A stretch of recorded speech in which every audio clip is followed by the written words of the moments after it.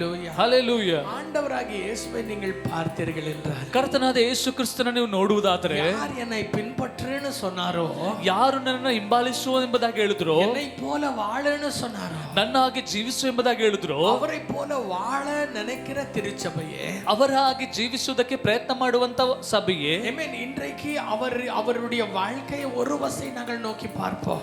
ಇವತ್ತು ಅವರ ಜೀವನವನ್ನ ನಾವು ಹಾಗೆ ಆತನ ಜೀವಿತವನ್ನ ನಾವು ನೋಡುವ. ஆமென். எங்களுடைய வாழ்க்கை அவருடைய கடலை போல இருக்கிற வாழ்க்கையில ஒரு துளியை போலவும் இல்லை என்றதுதான் உண்மை. ನಮ್ಮ ಜೀವನ ಸಮುದ್ರದ ರೀತಿಯಲ್ಲಿರುವಂತ ಆತನ ಜೀವಿತದಲ್ಲಿ ಒಂದು ಹನಿಯೂ ಕೂಡ ಇಲ್ಲ.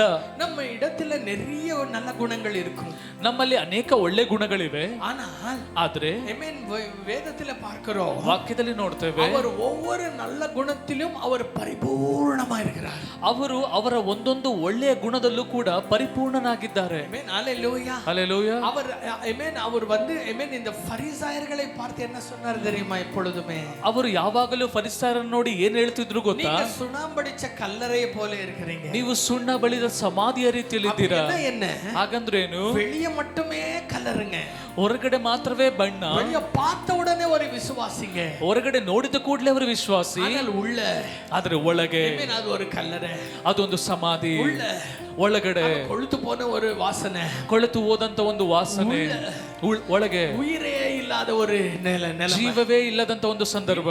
கிறிஸ்தவர்களா இருக்கிற நாங்க, ಈ ದಿನ ಕ್ರೈಸ್ತರಾಗಿರುವಂತ ನಾವು, are we wearing the mask?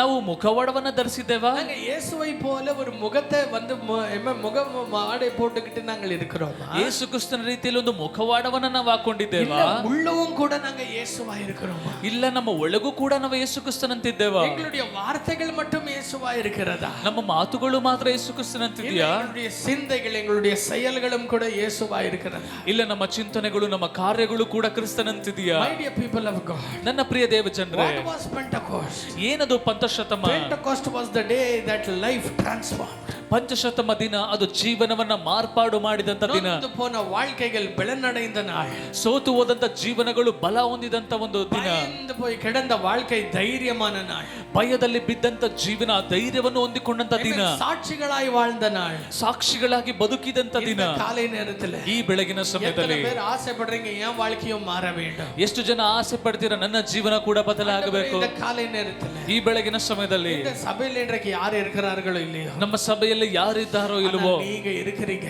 ಆದ್ರೆ ನೀವಿದ್ದೀರಾ. நீங்க ஒரு வார்த்தை பேசினாலே, ನೀವೊಂದು ಮಾತನಾಡಿದರೆ சூழ்நிலை மாறும் ஆண்டவரே, ಪರಿಸ್ಥಿತಿಗಳು ಬದಲಾಗ್ತದೆ ದೇವರೇ. மாறும் ನನ್ನ ஆண்டவரே, ಜೀವನ ಬದಲಾಗ್ತದೆ ದೇವರೇ. பலவீனங்கள் மாறும் ನನ್ನ ஆண்டவரே. ಬಲಹೀನತೆಗಳು ಬದಲಾಗ್ತದೆ ದೇವರೇ. நம்புறவங்கெல்லாம் ஒரு அல்லேலூயா, ನಂಬುವರೆಲ್ಲ ಒಂದು ಹಲ್ಲೆಲೂಯಾ, இன்னும் சத்தமாய் அல்லேலூயா, ಇನ್ನು ಶಬ್ದವಾಗಿ ಹಲ್ಲೆಲೂಯಾ, அல்லேலூயா. ಹಲ್ಲೆಲೂಯಾ. So, ஆண்டவருடைய வார்த்தையில நாங்கள் பார்க்கிறோம், ದೇವರ ವಾಕ್ಯದಲ್ಲಿ ನಾವು ನೋಡ್ತೇವೆ, இயேசு கிறிஸ்து எங்களுக்காக செய்த தியாகம் அப்படி இப்படி அல்ல. ಯೇಸು ಕ್ರಿಸ್ತನು ನಮಗಾಗಿ ಮಾಡಿದಂತ ತ್ಯಾಗ ಅಷ್ಟಿಷ್ಟಲ್ಲ. யாரும் நினைக்க முடியாத, யாரும் செய்ய முடியாத ஒரு தியாகத்தை ஆண்டவர் செய்தார். ಯಾರು ನೆನೆಸ್ಲಿಕ್ಕಾಗದ, ಯಾರು ಮಾಡಲಿಕ್ಕಾಗದಂತ ತ್ಯಾಗವನ್ನು ಆತ ಮಾಡಿದನು. ஆமென். சரீரத்தில் இருக்கிற அத்தனை ரத்தமும் எங்களுக்காய் சிந்தினார். ಶರೀರದಲ್ಲಿರುವಂತ ಅಷ್ಟು ರಕ್ತವನ್ನು ನಮಗಾಗಿ ಸುರಿಸಿದನು. கொஞ்சம் கூட இடம் விட்டு விடாதபடி அவர் காயம் கொண்டார். ಸ್ವಲ್ಪ ಕೂಡ ಒಂದು ಸ್ಥಳ ಬಿಡದಷ್ಟು ಆತನು ಗಾಯಗೊಂಡನು.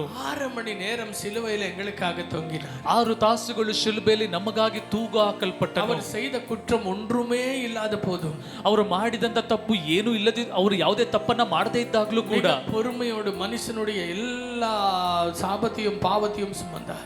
ಆತನು ತಾಳ್ಮೆಯೊಂದಿಗೆ ಮನುಷ್ಯನ ಎಲ್ಲ ಪಾಪವನ್ನು, ಶಾಪವನ್ನು ಆತನು ಹೊತ್ತನು. ಆದರೆ நான் யோசித்தது என்னவென்றால், ನಾನು ಯೋಚನೆ ಮಾಡಿದ್ದೇನೆಂದ್ರೆ, இந்த ஒரு பலியை சமர்ப்பிக்க தேவன் வேற யாரையும் அனுப்பவில்லை.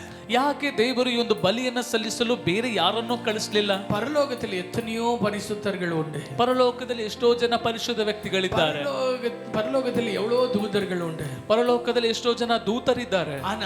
ಆದ್ರೆ தேவன் ஏன் அவரே இறங்கி வர வேண்டும்? ದೇವರು ಯಾಕೆ ತಾನೇ ಇಳಿದು ಬರಬೇಕಿತ್ತು? ஏனென்றால், ಯಾಕಂದ್ರೆ இந்த காலை நேரத்தில் நான் உங்களுக்கு ಈ சொல்லுகிறேன், ಬೆಳಗಿನ ಸಮಯದಲ್ಲಿ ನಿಮಗೆ ಹೇಳ್ತೇನೆ, ஆமென், அவருடைய வாழ்க்கையை உங்களுக்கு தந்து உங்க வாழ்க்கையை அவர் ஏற்றுக்கொள்வதற்காக, ಅವರ ಜೀವಿತವನ್ನ ನಿಮಗೆ ಕೊಟ್ಟು ನಿಮ್ಮ ಜೀವಿತವನ್ನ ಆತನು ತೆಗೆದುಕೊಳ್ಳುವುದಕ್ಕಾಗಿ, ஆமென், தூதனை ஏன் அனுப்பவில்லை? ಯಾಕೆ ದೂತನನ್ನ ಕಳಿಸಲಿಲ್ಲ? ஏனென்றால் கர்த்தர் உங்களையும் என்னையும் தூதனுடைய சாயலில் உண்டாக்கல, அவருடைய சாயலில் உண்டாக்கினார். ಯಾಕಂದ್ರೆ ದೇವರು ನನ್ನನ್ನು ಮತ್ತು ನಿಮ್ಮನ್ನ ದೂತನ ರೂಪದಲ್ಲಿ ಉಂಟು ಮಾಡಲಿಲ್ಲ, ಅವರು ನಮ್ಮನ್ನ ತನ್ನ ಸ್ವರೂಪದಲ್ಲಿ ಉಂಟು ಮಾಡಿದನು. அவர் ஆசைப்பட்ட ஜீவனுக்காக அவரೇ ஜீவன் கொடுக்க இறங்கி வந்தார். ಆತನು ಆಸೆ ಪಟ್ಟಂತ ಜೀವಿತಕ್ಕೆ ತಾನೇ ಜೀವವನ್ನು ಕೊಡಲು ಇಳಿದು ಬಂದನು. எவ்வளவு பேர் என்னோடு சேர்ந்து ஆமென் சொல்றீங்க? ಎಷ್ಟು ಜನನೊಂದಿಗೆ ಸೇರಿ ಆಮೇನ್ ಹೇಳ್ತೀರಾ? ஹalleluya. ಹಲ್ಲೆಲೂಯಾ.